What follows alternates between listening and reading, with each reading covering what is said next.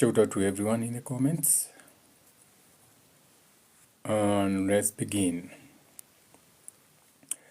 We should be beginning by now. Ta-da-da-ta-tak-tak.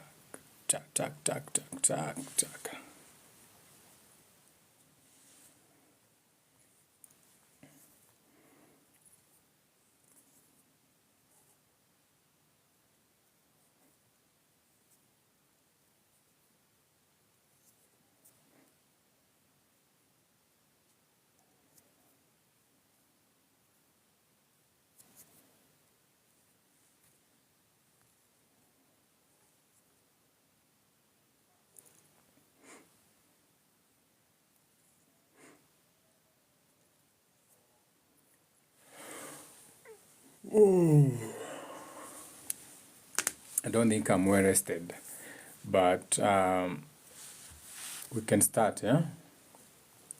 There's nothing like getting rested or, we can't be wasting time on that. I'll give it 1 more minute and then we can start. 1 more minute for the people to be in the space. In the meantime, you can start with the questions now. Jana tuliachia wapi? There was someone who was asking a question and we wanted to come to it today.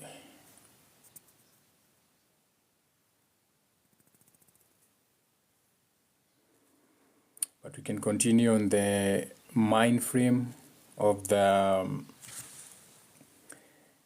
divine masculine, because tulisema sasa imefika place we'll be going deep into the spiritual sense, but then again we have to heal the man. You know what I'm saying? So there are some masculine traits that I can say they turn women on. I just received an urgent message there, 444. I'll check it out later. So now,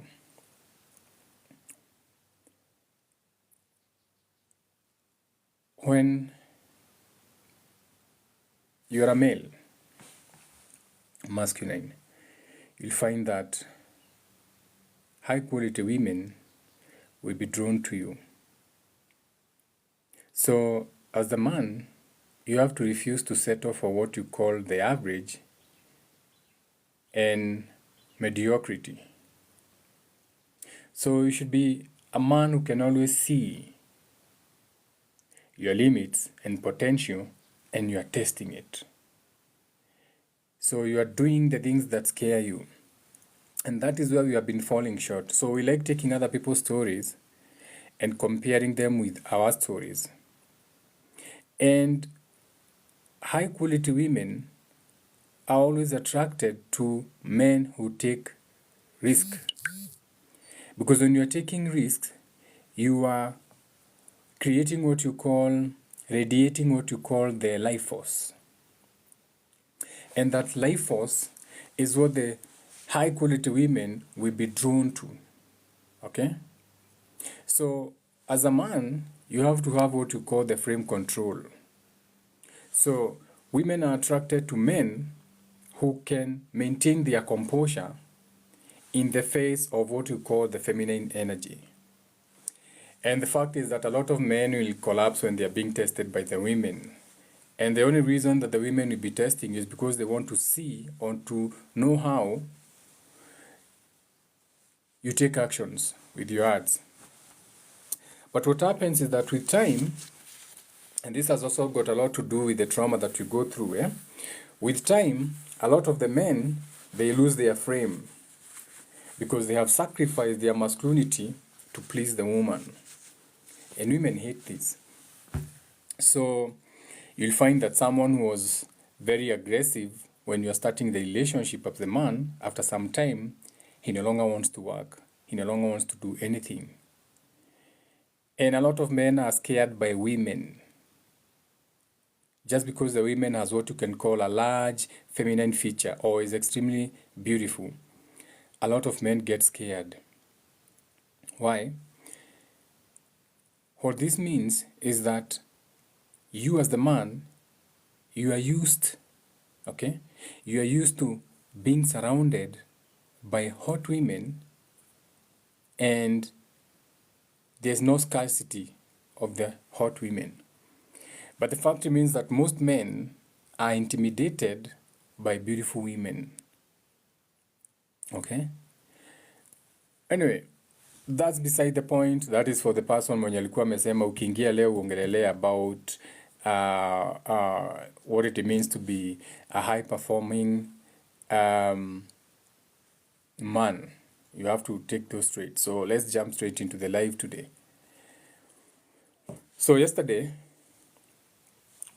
I was in Thika Road and I left Thika Road pretty late.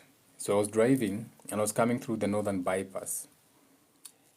And there was this lorry. Apparently the lorry ilikuwa imesimamishwa na polisi. And so they wakadecide hatuwezi simama nini. So they took off. But the cops had the new Subaru, sisi makedi something masubaru wenye wako nazo. So walikuwa they chased them, caught up the men. So nilipata hao wanaume wakishikwa na wakiwekwa boot. So I was driving and then all of a sudden nikapata Land Cruiser ya cops imefunga barabara inapiga hii security lights za juu. So at first I'm like, is this an accident ama ni nini imeendelea hapa mbele? So nikakuja nikasimama mbele hiyo Land Cruiser because it's on my side of the road, it's not on the opposite side. So by default there's no way nitaenda side oncoming. That's baba ile side. Excuse me. So I came and I stopped directly. So Land Cruiser iko hapa, mimi niko hapa. And I chilled. So polisi ameshuka na AK amekuja. Aniambia we, mbona unasimama unamshimamishia gari hapa? Me I ignored him. You know, you don't talk to me like that. So me I ignored him. Came to the side, kaonga. Kateremsha kioo kidogo, kamwambia unaniongelesha, akaniambia yeye, nikamwambia zunguka hii side, hiyo kioo ifungukagi zaidi ya hapo. Nikapandisha. So he came to the other side. Na mimi nasema nini? Akaniambia umesimamisha gari hapa, mbona? Kamwambia boss, sikiza hapa, okay? First of all, don't talk to me like that. Come with some respect. Nyinyi ndio mmefunga barabara, sio mimi, okay? According to the laws of your land, I'm supposed to be driving on the left side of the road. Ni ukweli ama si ukweli? But unaona, me I'm on the right side of the road. Wewe ndio umeniblock, wewe ndio uko on my side of the road. Na huko unaniambia niende sijui ni nini. Ungeniona ukuje uniambia excuse me, kuna incident ama bele ama we are doing an operation. Ndio, so can you please go this? Na si niende, ni usiku. It's almost going to 1. Ni unidirect, usimamishe ile gari na tochi yako ndio niende. Otherwise siwezi toka hapa. So he looked at me. Akaona nime make sense. Akaenda na torch akasimamisha gari, akaanza kunidirect. So kunidirect nikamuuliza na nini by the way inaendelea. Akaniambia pana, watu tunasimamisha na lori wanakimbia ndio tumekamata, tumeweka kwa boot. So I proceeded. But when I was passing them, venye hao wanaume walishikwa wakaekwa kwa boot ya hiyo Subaru, it got me thinking. Okay, it got me thinking. It's almost going to 1. Na these men were in what you can call walikuwa kwa hiyo lori. Sasa wameshikwa. So wameshikwa, wamewekwa kwa hiyo lori na wameenda na hiyo lori. So I don't even think they have the time to call. Okay? And say wameshikwa. Si tunasemanga hiyo ni maneno ya wanaume. And also I was thinking, wait a minute, this is also how men disappear. Okay? This is also how people disappear and no one knows where they have gone ama wameenda wapi. But the only thing sasa mnaweza kuja hapa mseme, unaweza sema okay, there's this lorry yenye iliachwa hapa na kuna watu wa boda waliona hii maneno ikifanyika. Now, it got me thinking. I said, wait a minute. So, as much as we are speaking about the men being feminized and weak in their own version, I'm also looking at these men like this. If these men are in their masculine, let's say these men are not immature, then this can go in a very good direction. However, if these men are immature, then these are some of the chances of what they are going to do when they go home, wakiachiliwa whichever time, kama ni leo ama jana, kama walipeana pesa, story ikaisha. One, this is a man that when he goes home, akiulizwa what happened, tuseme pengine hiyo gari ilikuwa imebeba vitu za magendo, whatever, imeshikwa. If the woman asks him, ati ni wale munyite niki kurathia na mbere, mau ni maundu marume. So the woman is going to find what you call a stone wall. He's not going to budge or feel the necessity to feel her on what is happening. Okay? 2, he may decide to do or go the avoidant way, aka he's going to avoid that subject. So ataingia abadilishe nguo, jana huku kuja, ama pengine hata bibi ni amemwendea police station, but he's going to avoid what? Avoid the conversation. 3, he may decide to be abusive to her and say hurtful things. Oh, idhangania yedigo ni anyitito urajuria kila de anyitito ni kina urari kutoro ukometie dina ciaku hau. 3 ways that could go. Now, number 4, he can whine and complain, aka ulikuwa unataka nifanye nini na kulikuwa usiku.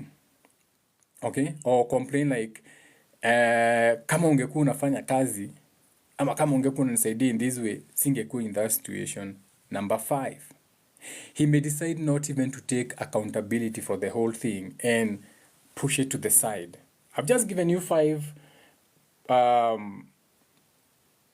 ways on how that can go based on how you have been raised, na wewe umejionea vitu zikienda. So that is how a mature man would behave. And most probably, I can guarantee you, if utoe wao wanaume kwa hiyo buti ya hiyo Subaru saa hizi, uende wasikize. If you can go and listen to them now explaining to their women, or if the women were to ask them what happened, those are the 5 ways they would respond. And hiyo ndio inaitwa social experiment. So by default unajua, wait a minute. So if these are some of the 5 ways these men would respond, and how do you know? You are comparing it to how your father would respond, or even you, because even you watching me, out of the 5 ways yenye nimesema, 1, either you stonewall her, you don't explain, you avoid the whole conversation, you throw words back at her, you're hurtful, you whine and complain on why she can't do anything about it, or they are not going even to take responsibility. So you know that's a probability. Out of those 5 examples, it can happen to you, or you know in one way, shape, or another, you can respond like that. So that's how you know. That's how you know that we are, as the men of the society, or as the masculine, we are all hurting. Because when you look at the examples, you're like, wait a minute, najiona pia hapo. Okay?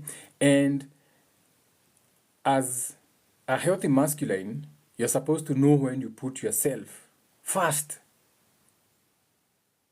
You also respect when the other people need to do it, but you have to show it. So you have to be the one who is setting the healthy boundaries, and you have to be the one that sets the communications. So you set the tone of the communication you'll be having with the females in your life. It's you to set the tones. And you have to do this without what? You have to do this without fear. She doesn't have to, you don't have to fear voicing how you want to be addressed or talked to. Okay? You don't need to have that fear.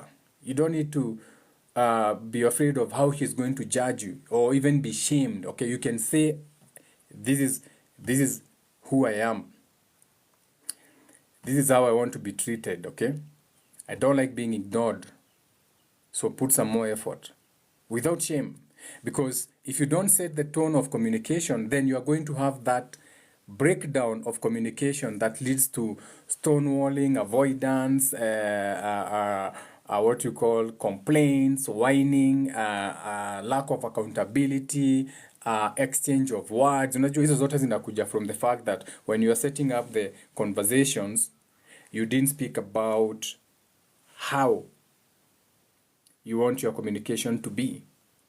Either you're afraid of being judged. Maybe you be judged and you're told, oh, you're such a wussy man, you're such a weak man, or whatever judgment it is. But you have to understand that as the mature masculine man, you need to respect people's boundaries, but you have to set them first. Unaona? Because you can't be claiming that you have a healthy masculine if you're not there emotionally. A healthy man has to be there emotionally. You have to be emotionally present and you have to respond. Whatever the conversation is, you have to listen and respond, meaning you're in tune with your feelings. You're aware of the feelings of the people around you. So this could be the children, people, places and things, your place of work, na vitu kama hizo. Now, I was in some space before I got on this live this morning. I was on some Twitter space. South Africans walikuwa many DM into a closed conversation. And in that conversation, they are speaking of how in that group alone, it's a group of 40. When I left that group, ilikuwanga na watu wengi, sijui mbona wamepungua hivyo. So it's a group of 40 men in that group now. And no, wamebaki 40. Before they were 97 or something. Now they are back down to 40. And the reason they are down to 40 is because all the other almost 40 men, because 10 left because they fell out, all the other 40 men have gone broke. Most of those men have lost their businesses. And I'm talking kutoka wakati wa COVID. So this group, we started this group in 2021. Yeah, 2021, around there. When we used to do spaces na kina Kibe na kina Watson on Twitter. Then the South Africans who are left in that group na tukaiendeleza. So now, so I was listening to the conversation and I was given the mic and they said, okay, they call me Richard. They say, okay, Richard, take the mic. We always appreciate you in the space. So can you tell us what you think could have led to almost half of us losing our businesses and everything like that? So they fell out in their businesses. And after listening to the story for like 10 minutes, I told them that the only reason, in my thinking, that has led to the falling out is the fact that all the men in that group were not willing to express their emotions in a healthy way. Because I can't give you all the details, but some of the people in the group left because they had created a digital currency kind of like space, dealing with Ethereum, XRPs na vitu kama hizo. Okay. So one of the guys who fell out, Sango or something, he was like one of their leaders. Okay. And he was not assertive in making his decisions in the group. So when he was making the decisions, from the space you can tell that how he was standing up for himself or how he was making the decisions, he was not clear about his needs. He was very aggressive. He was very disrespectful, okay? Because they were sharing the messages on how he was talking to the people, how aggressive he was, threatening people with police action, lawyers, na vitu kama hizo. So to conclude the space, I said, okay, listen here. This is the same conversations that we have been talking about, that we don't have what you call healthy masculinity, which should be drawing people in and not pushing people out. Reason being, the leader should have been confident, but at the same time, he should have been humble. And remember what I say, you should not be humble. You should be what? Modest. So, as a healthy masculine figure or male, okay, you need to have what you call a strong sense of self-worth. It doesn't mean that you need to have the money. You don't need to have in this world what you call the money, but you need to have a sense of self-worth. So you should know what you are worth, aka if I was to walk into a room right now and call you, come, okay, I want to invest in you. How much are you worth? Most men will be like, let me see, let me give me a minute, mi ulipa bill zangu hivi. So you don't already know what you are worth. But you should be a man, even when you are walking, talking what you are worth. You also should know what it takes to succeed. For example, if you are to be dropped a wand of cash right now on the table, make us money with that money. Would you know how to make money with that money? Are you grounded enough to know what to do with the money? Ama sasa ndio utaanza kufikiri, naweza fungua butchery? Hapana. Ni biashara ile kuraruta, ni kiratigia. You see, you shouldn't be in that position. When you are certain of things, you make other people feel secure in you. Not just the people you are with, but people feel secure in you, in the fact that you are certain of what you want to achieve if the opportunity presents itself. You get where I'm going with this?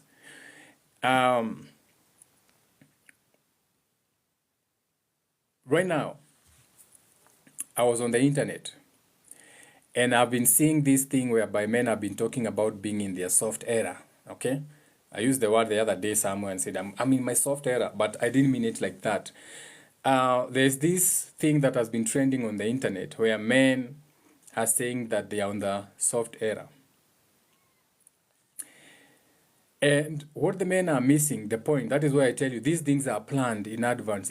Toxic masculinity ya kina Andrew Tate na Andrew Kibe, it's a program. Ni kama tu ile feminism venye ilikuwa inaplaniwa. So there's a plan now for feminism to have women hate on men, and now there's the red pill, the toxic red pill, where the men are being taught not to hate on the women. Actually, that is not what they are being taught. They are being taught or programmed to expect. Keyword, the men are being programmed to expect special treatment. And that is false. A man is not supposed to expect special treatment. Relationships, whether it's businesses, require what you call give and take. So as a man, you're not just supposed to be given special treatment just because you have beard. Uko na mandevu. No, it's a give and take. So as a man, sometimes you need to compromise, aka you come home and you make a meal. Compromise. You come home, unakuja unafika, ala, mama hajafika, nimefika home mapema, ala, kuna nguo kwa kamba. Unaenda unachukua basket. Unaenda kwa kamba, unaanua nguo za bibi yako. Unaanua panty za bibi yako na socks na watoto na unakunja hizo nguo. Okay? So both of you are working towards a common goal. But now, this is why I'm saying that our culture, which has been cultivated from a cult, has also been, pia hiyo imekuwa ikichangia into what the man has become nowadays, where men expect special treatment. You have been working the same hours with your wife kutoka asubuhi, amechelewa na ngojea super metro mpaka saa 4 juu ako na hiyo hard mentality ya ujinga, amepanga line ya super metro, ni kama anapewa, ni kama alipi fare. Kuna gari zingine za Kikuyu hawezi panda, hii ya line ya super metro ameingiwa nao kwa kitu ka special treatment. Hiyo inakuanga ni trauma. Understand that is trauma. That hard mentality of you wanting to be treated special. Ati upange line. Hakuna special. Special ni kushinda umepanga line, umeshinda umechoka. Ni Diana Super Metro. Ni kama unapewa chai kwa hiyo gari. And shout out to Super Metro. It's good service. I understand it's about service delivery and everything. Now, a healthy masculine man understands that relationships require what you call give and take. Where both of you are respecting what you call different perspectives. So you can compromise when necessary. You can cook when necessary in that house. Unaweza fika kwa nyumba uangalie hivi uone hapana. You jump in the kitchen. Prepare a meal for you. Let the children see their father cooking for you or cooking for them. Pika. Bibi akikuja ngoja leo nakuta ala. Bwanangu leo amepikia watoto. This is This is good news. Allah, na amenioshea vyombo, na amenifanyia. So, this thing where men are told that they expect or they should be expecting special treatment, ati kazi yako ni kukuja unaekelea miguu hapo na remote. Saa 4 bado hujakula, unasema na siku hizi tunakula usiku sana, na ulikuwa kwa nyumba 6 pm.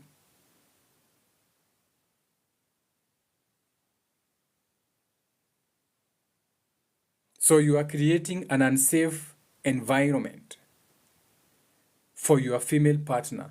It's not safe for your female to come home at home late 9, 10 na bado wanakuja kung'ang'ana na kitchen na watoto na homework na vitu kama hizo. Because when you do that, she's not safe. So she cannot express herself. And for a woman, the safety comes in the form of feeling safe emotionally. So her emotions are not all over everywhere. Mentally, she doesn't have to. Sasa watoto wajalala, juu itafika a point atakwambia dogerugera sia na isi, and then you respond. De marugiri ogekatea. Okay? Spiritually or even sexually. And now all this energy, when you don't make that woman feel safe, now all this energy now transfers and even finds you in your bedroom now. So now you are finding that the woman you are with, since you cannot make her feel safe, it's culminating or overflowing all the way into your bedroom. Okay? And you have to allow your women to be feminine enough to open themselves to you so that they can drop their walls of protection. Ni sawa sawa? So understand that masculinity, or what you call the masculine, is not something that is given to you. No one will ever give you masculinity as a man. It is never given. It is something that you gain. Irudie. Wewe kukua mwanaume kwa Kiswahili hautapewa. No one gives you the masculine. No one. You have to gain it. And you gain it by winning small battles. And those small battles, you have to do them with honor. Ukubali too that you have to do them with honor. Ukubali, I'm a man, I'm the male, I'm the role, it's my responsibility. And these are small battles that I have to win, and I have to win them with honor. Okay? So that one is from last night's incident on my way home that I witnessed, wanaume wakishikwa vibaya sana na kuwekwa kwa buti ya Subaru vibaya sana. So I'm thinking, sasa hawa wakienda kesho wataambia wapoa wao aje ama kulienda aje, ama wakipiga simu how will they respond? Because I could see kiburi yenye walikuwa nayo na pia wenye wanawashika the kiburi. You know what I'm saying? So tusahau na hiyo wagwang Rebron. So we have how many minutes? We have 19 minutes of Q&A. So let's jump into some Q&A. When it comes to going deep into the spiritual side now, tutakuwa tunaingia more into my YouTube channel and more on the subscription side of TikTok. Hapo sasa ndio tutakuwa tunaenda so deep on the spiritual matters, because tumerealize you don't need to be casting pearls to swine. Okay? We've been spewing so much wisdom, but it's taken for granted. So watch you go in your subscription only. And now let's be talking about healing and becoming better versions of ourselves. More so for the men, because the men are wounded. And this is a space to do the repair for the gents. Ni sasa? Yeah, so 18 minutes of Q&A. So shoot your question or forever hold your peace. So, let's go now. Kuna opportunity ya kuuliza swali siseme, unajua, you didn't answer me. Karis, unasema tu uploadi kwa YouTube channel. We'll see about that.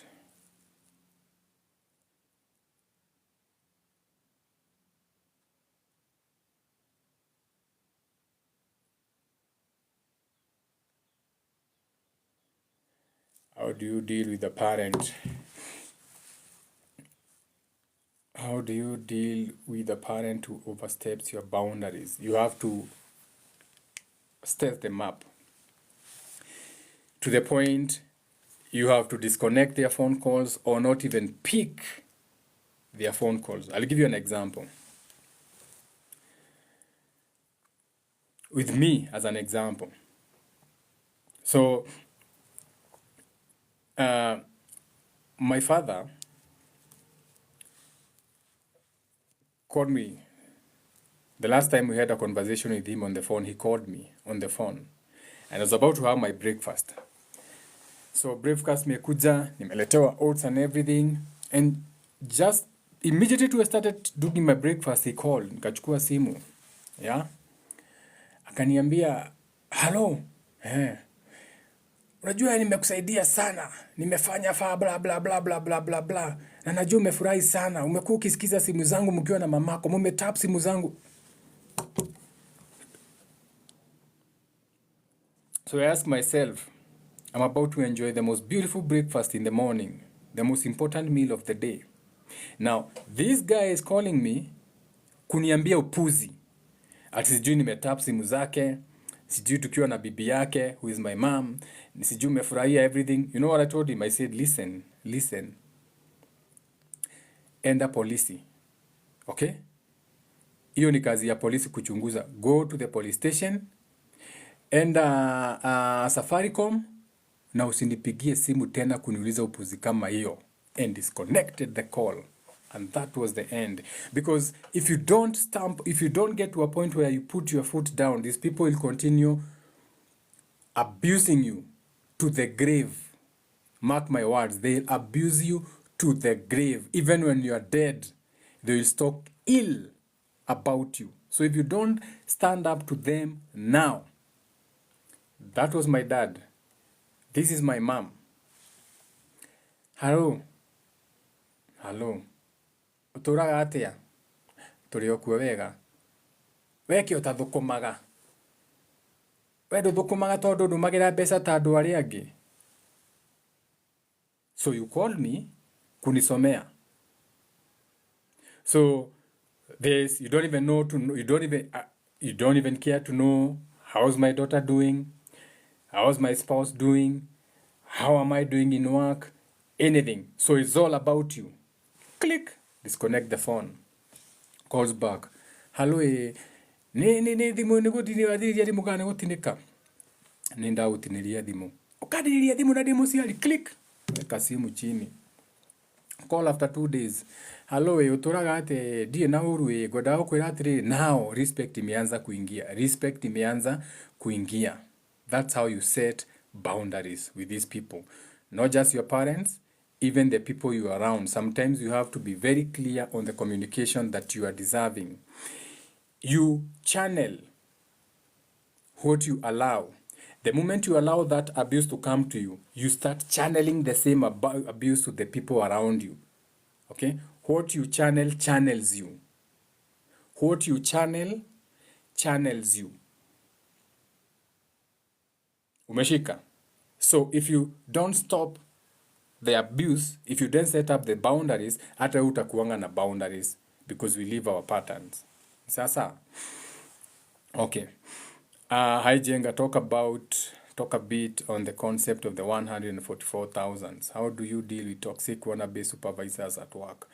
So the 144,000 is actually basically what you can call angles that you can tackle anything. Anything that you encounter, you have 144,000 ways that you can deal with it, or the witnesses, or this goes deep. This is into astrology, the spokes of what you call the 12 signs, the zodiac, which is 30 degrees of each sign. Okay? 30 degrees or 3 decans. Then each sign, which are 12, it's deeper. So the 144,000 is an allegory to, on a deeper level, you have 144,000 ways that you can do something, for lack of a better word. Hiyo tu ndio inaweza kubreak in that way. How do you deal with toxic wannabe supervisor? Oh, shit. I just sent an invite without my intention. Nikienda kuangalia question. So I didn't mean to send the invite. How do one deal with toxic wannabe supervisor? You have to understand that a lot of people think about it like this. Okay, let me tell you this.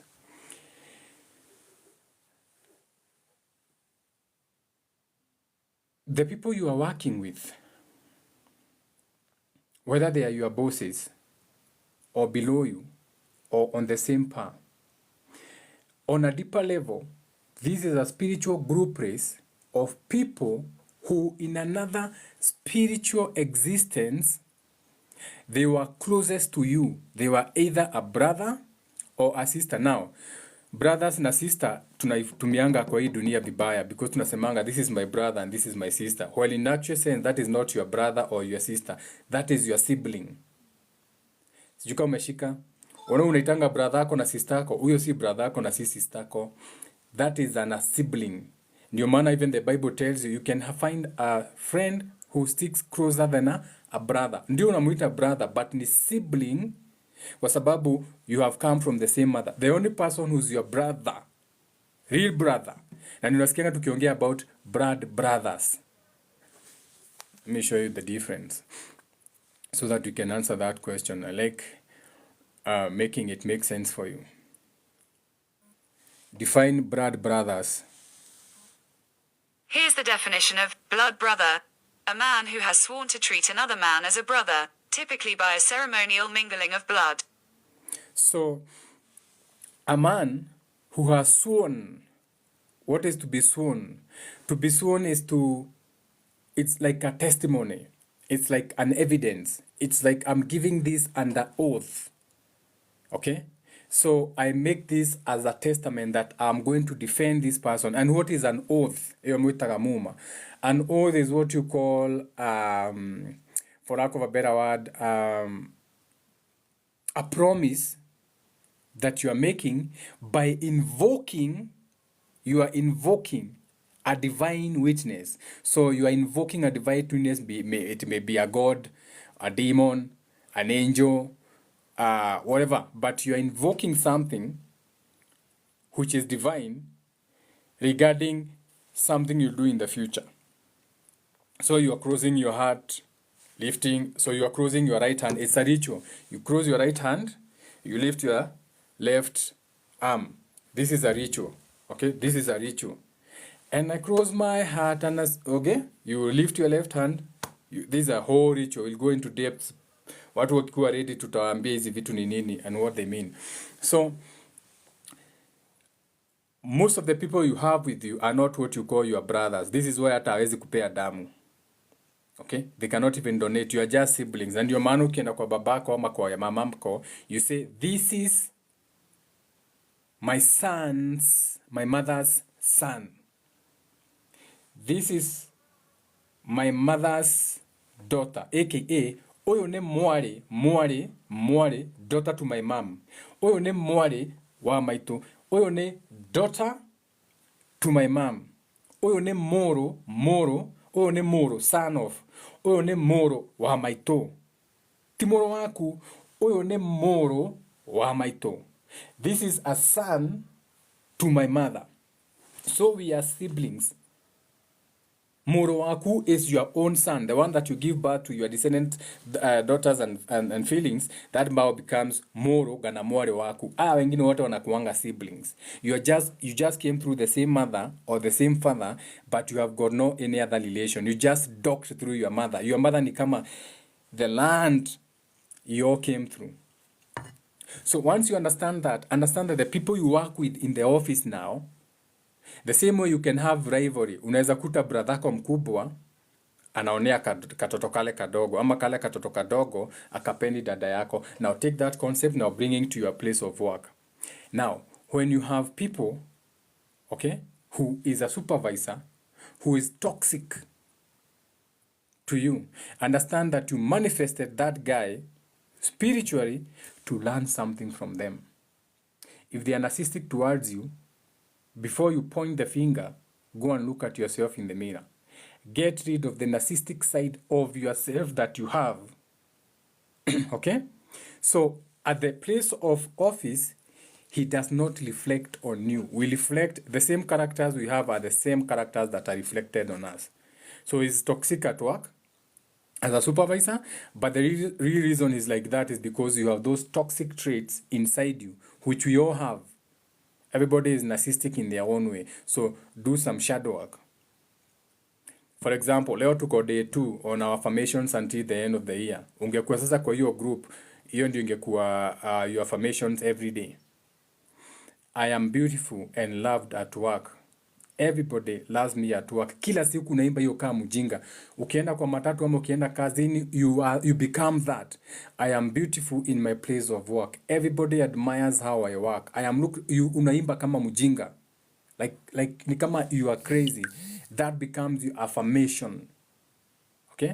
Now what will happen is that your aura, because you know your subconscious does not know what is real or unreal. The subconscious just reacts on what you feed your subconscious. You keep telling that to your subconscious, and finally your subconscious becomes that. So mtu akikuona tu hivyo unasikia mtu amekwambia, unajua, so people start coming to you with their problems at work, not to vent but as a safety net. Mpaka huyo supervisor mwenye yako toxic anaanza kukuja kwako kukuongelesha, anaanza kuambia, unajua kwa hii kampuni ni wewe tu unanifurahishanga. And all you did is some small magic. Unajua? Like you can't change them. Don't think that you can do anything about that toxic supervisor. You can't change them. You cannot tell people to be something they are not. Okay? Okay. Nimeisikia hii saa hii na huyu dem wanaita cheesy Maribel. Maribel sio cheesy. I've been telling you, your parents abuse you. I told you, huyo msichana Maribel mnamuona, let her heal. Wacha atoe maneno yote, and I can guarantee you, mark my words. Mark my words. Hakuna kitu amesema. She's testing the grounds. Anataka aone kama she can. The moment that woman opens her mouth and tells you, because it's coming, trust me, it's coming.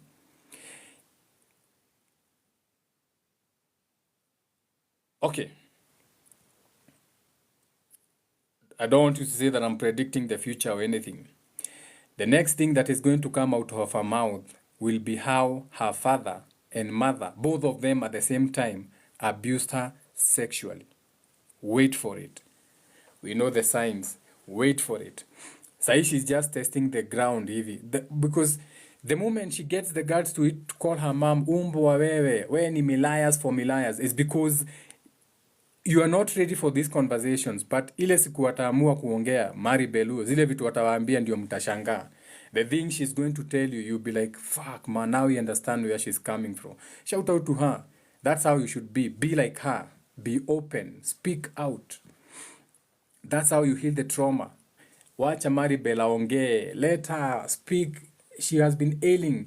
It's better for her to speak naitana hizo majina instead of losing her. She's a beautiful soul. We shouldn't be losing such people in suicide na vitu kama hizo. Wacha aongee. Mliona wengine wakijinyonga hapa. Mnawaita whatever. Ambassadors hapa. May Jambi Koikai rest in peace. If only Jambi Koikai had spoken about her abuse, angekuwa na hiyo dysmenorrhea, hiyo pesa yote tulimchangia kuenda Ulaya, chinjwa, surgery, fire mama, all that was abuse. All she had to do was come out, but because we don't have these platforms for people to come out and speak and heal, because unaenda kuongea unaambiwa tutakuombea. Shosho ya Jackie Koikai walikuwa wanaishi hapa Satellite, they used to be my friends.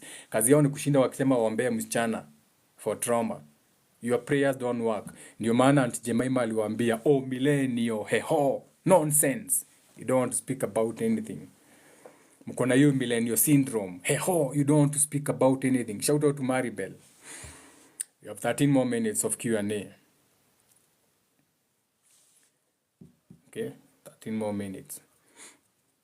You have to be willing to speak. You have to be willing to put up your boundaries. You cannot cross this line. And you have to learn them today, kwa sababu mkigrow up you didn't have them. Your father could come into your bedroom, kama ulikuwa na bedroom. Your mother could just anything. Umekaa chini, oka, nikiureka, ni TV uroka, oka gutome nduka. No, we don't do that. No, endo muulize unawatch muite, kuja, ni nini unafanya? Weka pause, kuja, unawatch nini? Kitu fulani. Ameanza kureport page yangu, live restricted for some audiences. Your live contains themes that some may find uncomfortable and has been restricted. Reason, violate community guidelines. Submit feedback. Unaona mmeanza kureport live yangu. Share your feedback to make our community better. The decision is fair. My live does not contain the content mentioned in the above. I don't. The notice is clear. I'm still not sure why I got this restriction. And TikTok should allow content like mine. Submit. Unaona mmeanza kureport. Unaona how demonic you are. You see how demonic you are. You see sasa mimi kuongea maneno ya boundaries. Mark you, hakuna kitu nimeongea mbaya. I have not said anything that can make people do something wrong. But mmeanza kureport page. Now I'm getting notifications from TikTok. Already mna report page. Juu mnapenda upuzi. These are your minds. You are demonic. You love nonsense. So when someone comes with content yenye inaweza make you heal, now kuna mtu amekuwa triggered, ameanza kureport page. Okay? Will you attend the Nyeri function Gemi na Rudhiomi on the 7th? On the 7th nitakuwa Kikuyu Love Session. 7th nitakuwa pale Elysian Garden for the Kikuyu Love Session. Sikuwa najua kuna hiyo ya nini ya Rudhiomi on the 7th. I'll be at the Kikuyu Love Session on the 7th, and then the next weekend after that I'll be at the Folk Fusion event. So I won't make this ya Rudhiomi. Sawa. Ask your question. Wana report page. Siona sasa tena imerudi. Submit your feedback. They should allow content like mine. Send. Fuck off. But then you understand that is how you are. Najua. You are born by demons. Pia walizaliwa na demons ya grandfathers. Ndio maana the Bible inasema for all have fallen. We all fell. Kuna mtu hapa ni mzuri. Okay? And you can report. Mkitaka kureport, simu report. I have other channels. Niko na Facebook. Niko na what do you call it? Niko na YouTube. Okay? I have 5 Facebooks pages. So mu report. If you want, keep reporting. But you are not going to stop me. Yeah? You are not going to report. You are not going to stop me. I go to schools, so this is nothing, actually.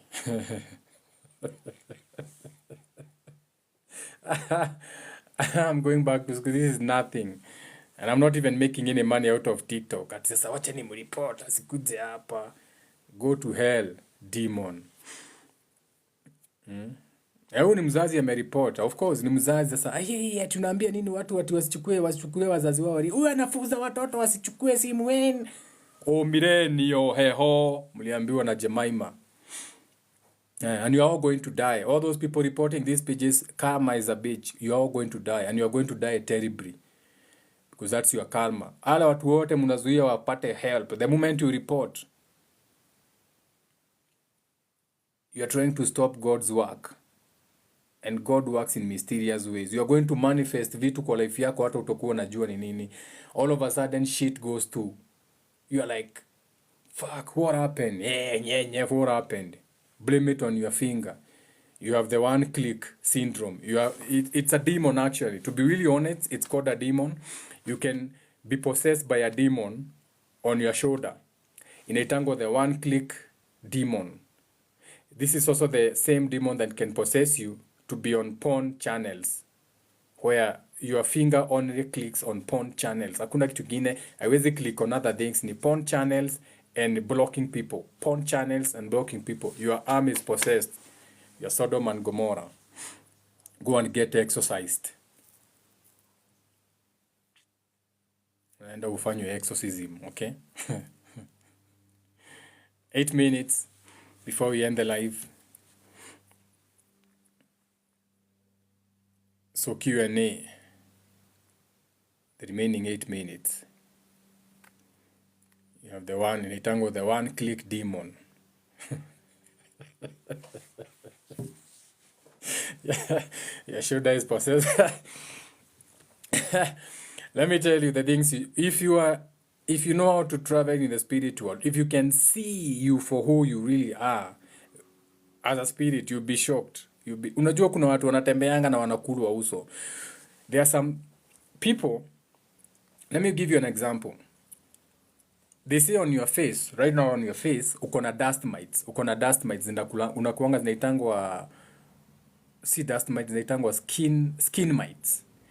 If I was to take your skin right now and look at the end under a very strong magnification, nitaona tududu. Kuna tududu tunakuanga huku tunakulanga, they survive on it, they feed on your dead skin.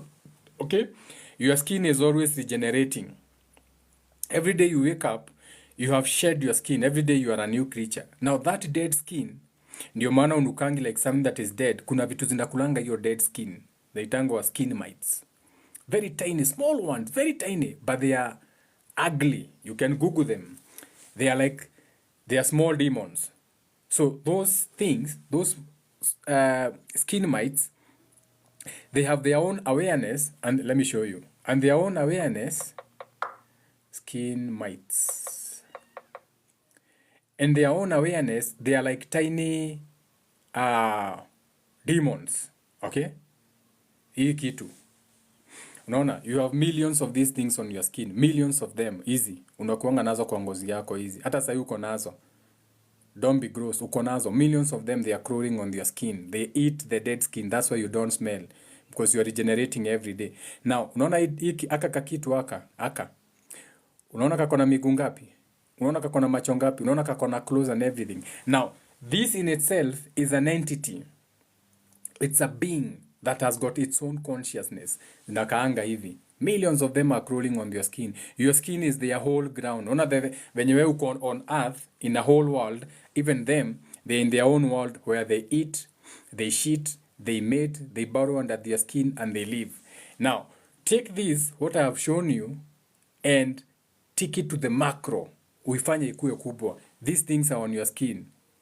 Hayo kitu venye inakaa hizo macho na kila kitu, or your skin. Now, in the spiritual world now, there are actual beings, like those one, big things that will be with you during the day, feeding on you, feeding on your energy, telling you to block the block, hate, and report that account. They are horrific things, but huwezi ziona with the naked eye. Huwezi ziona with the naked eye. You have to be in the spirit to see them. So some of you, muko hivyo. Someone is saying they're in one dimension. Yeah, but these ones are not in one dimension. These ones are already aware because they mate. So these are on 2 dimensions. Also, the reason they're on 2 dimensions, because they're in their world, they are relating because they mate, and they are relating in an environment. So they are aware of all dimensions. Even a 1-dimensional being is aware of 9 dimensions, even when it's a 1-dimensional thing. This is why you can be a very big spirit, like you are dumb president, but you are vibrating very low. And you can find someone who's ako hapa chini, but mentally ako very high. He's aware of higher thoughts. That's how it works. Shout out to Leopard. He gets it. Ni sawa?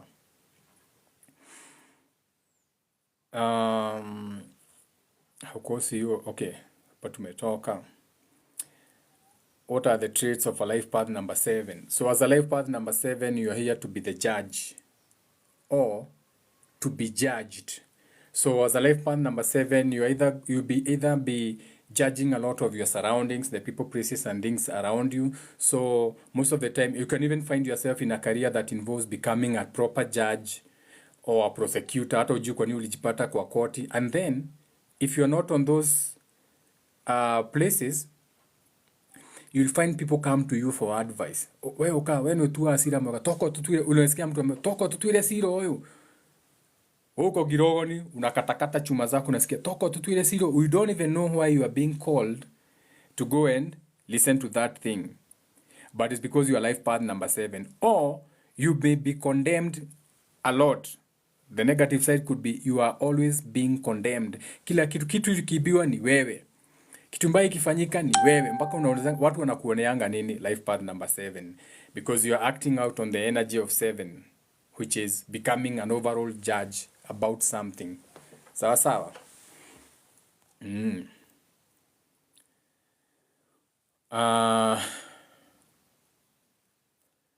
Being born on the 8th, does that make you a life path number 8? No. Life path number 8, you calculate. Okay, you take the date you are born, the month you are born, and the year that you are born. Then you add them all up and you get your life path number. Sasa kuna life path number 10. Kuna 9, 11, 22 and 33. Life path number 10 ni life path number 1. Kama umecalculate imekuja 10, that's a 1, because you have to add everything. Ikifika 10 ni 1 plus 0. Unless it's 11, 22 or 33, the master numbers. Hizi zingine zote ni 1 to 9. Sawa. Wambuimo Washiko ameandika 1. Sijui 1 ni nini ameandika. Najua. Maybe ako too lazy kuandika life path number 1. So ameona tu andike 1, like I'm supposed to know what he wants. 1. Yeah, I'm entitled to 1. What about 1? What is 1 now? 1 is just a point of reference for the first time, a beginning. Unajua. So if you want more information, you'll have to do better than that. Don't be lazy on my channel. I'm life path number 4 then. Yeah. So life path number 4, you should be coming up with a new thought or new way of thinking. So most of the time utajipata unakuanga in a lot of your thoughts pattern. You are thinking a lot. You're always thinking. You're always coming up with new plans. Even as a lady, you're always coming up with adumako, hey, na niwe siragia mono. Saa zote wana, hey, we siragia mono. Life path number 4, you think a lot. Okay? You're always in thought. Life path number 3, you are here to relate with your environment. Okay? You are here to relate with your environment. Do things that relate with the environment. Become a humanitarian, volunteer. Do things that involve people, places, on things external, social media na vitu kama hizo. The negative side to you will be that you are a know-it-all. We ni kimenyu nyama zange kila kitu ni oya ndo makialia. Nani ile kegwire ri mtu akiongea hata mimi that's a negative side to that, but you can balance it. Ni sawa. Life path number 5. That's a beautiful life path number, because you are here to feel. Okay? It's all about feeling. Wacha nione. Wacha niwape shortcut mwende msome hizi vitu. They should be on Google. Life path numbers and their meaning. Their meaning. I think inafaa itoke hata Google.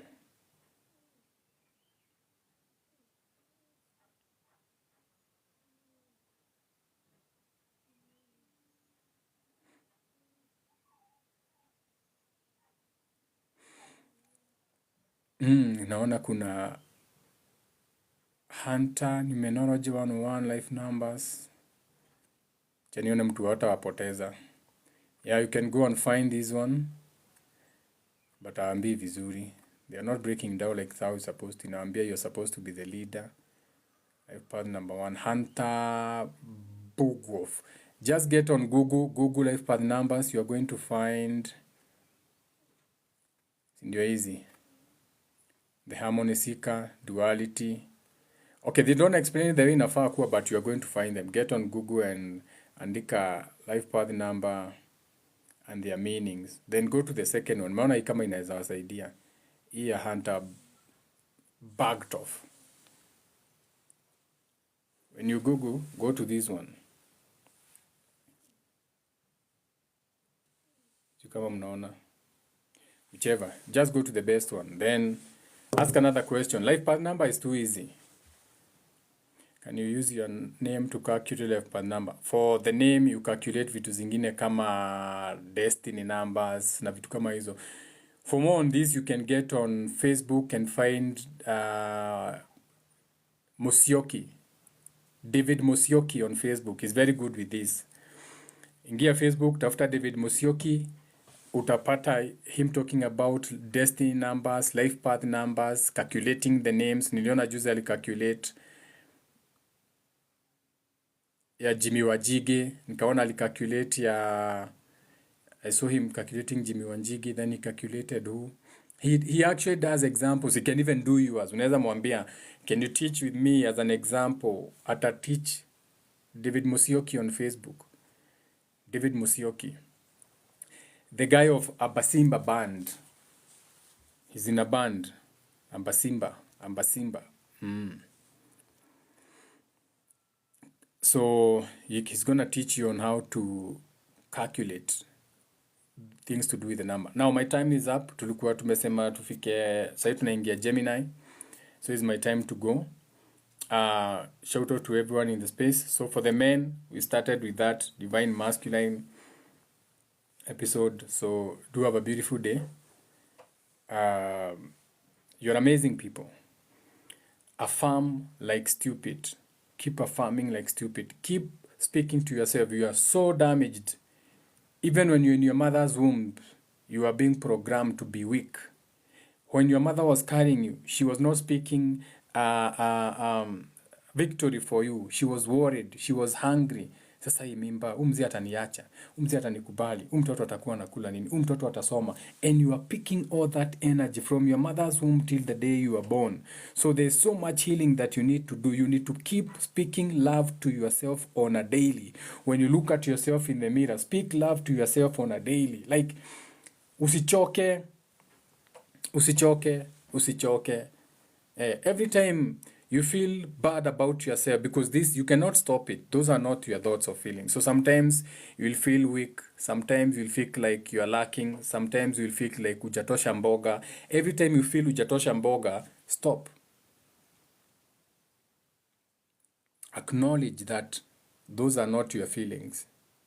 Those are not your thoughts. And you are not your feelings, and you are not your thoughts. They are external. You are swimming in those waters. You are surrounded by all these thoughts and feelings that are not yours. So you counter that with, I am amazing the way I am. Here I am. Wengine wamekufa wameniacha. Or wengine, you get what I'm saying? So keep speaking. Healing to yourself. Start healing your 144,000 witnesses. Start healing your 5,000 witnesses, which is your cells within your cells. Okay? Yeah. We end with a triple number question. Every time you see a triple number, you are seeing a repetition. So that means you are stuck in a routine. There's a routine that you are stuck in, a thought pattern that is repeating itself. Now pay attention to when you see the triple numbers, what's on your mind, and which street you are on, and what you are doing. For example, there are people who see triple numbers every day when they are going to work. Every day akienda kazi anaonanga hizo triple number hizo every day when they are going to work. So what is the message? You are stuck in a routine and the numbers are reminding you. So ukienda hiyo kazi unakuanga umefurahi, pengine unakuanga kwa traffic na umeboeka, unakuanga tu ukikasa about the jam. So your spirit is telling you this is killing you. This is not what you're supposed to be doing. Now we go even deeper.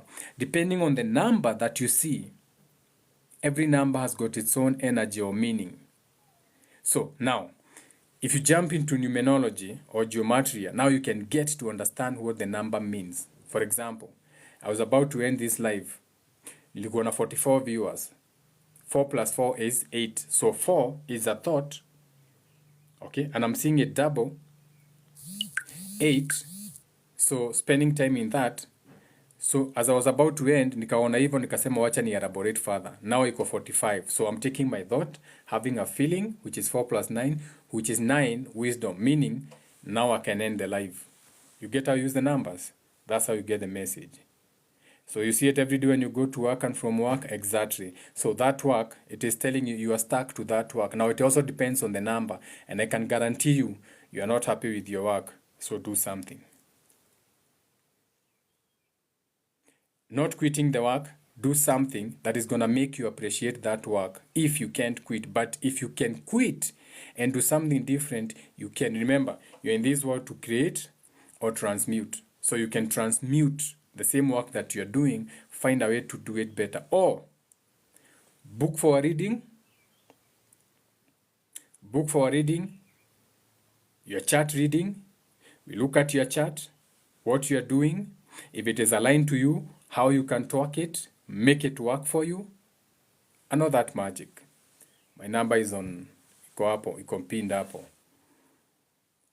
There's my number for a few seconds. So I'll wait until my number is there. So for anyone who wants a reading, and don't call me. WhatsApp me on that number. That number, you WhatsApp me on that number. You come through the WhatsApp, we start with WhatsApp. We start through WhatsApp, do the reading. This is why unaendanga petrol station nyingine unakuta ni petrol station, but pale kwa kona iko na kitu ya watoto kucheza na slide na nini, unashindwa mbona watu waliwekea hii kitu hapa na hakuna watoto wanakujanga. Hakuweka juu ya watoto ya kuslide, aliweka kwa sababu alignment yake, chart yake imesema he's good with working with children, but amejipata amefunguliwa petrol station, so ameweka slide za watoto because that is his purpose in the world, to work with children, but wakona hardware. So akiuza hardware, kuna mtu atakuwa anasema wacha nikanunue mishumari pale na niende na watoto wakicheza ninunue mishumari. So as above so below, he's doing what he's supposed to be doing for the children, but anauza hardware. Juu tena uwezi sema ati aweke mishumaa ita make pesa. You get how you do it. That's why when you go ukienda Shell, Uja Shell petrol station iko opposite Kenya Science Teachers College, ni kadogo but wame squeeze katoto corner kakucheza. Unafikiri wameweka hapo juu ati watoto wanakula burgers wanacheza, but kuna duka kubwa na ziko tu na space hazifanyi, and that's how you know your purpose. Kuna watu wengine you are calling or you are supposed to be working with community, your life path number, kitu kama hizo, but when unafanyanga kazi you are enclosed, huwezi fanya kazi na the community, so umewekea sweet hapo. Every month unanunguanga pakiti moja ya sweet na kikombe unaweka hapo. Mtu waweza kuja kununua, umeandika hapo pick a free sweet. Si kila mtu anakulanga sweet, but kuna mtu atakuja aone, akimaliza anaona tuwe gadhuiti, so they come kwa sababu kuna sweet, and you're also working with community. That's how you use magic effectively. Ni sawa. Do have a beautiful day.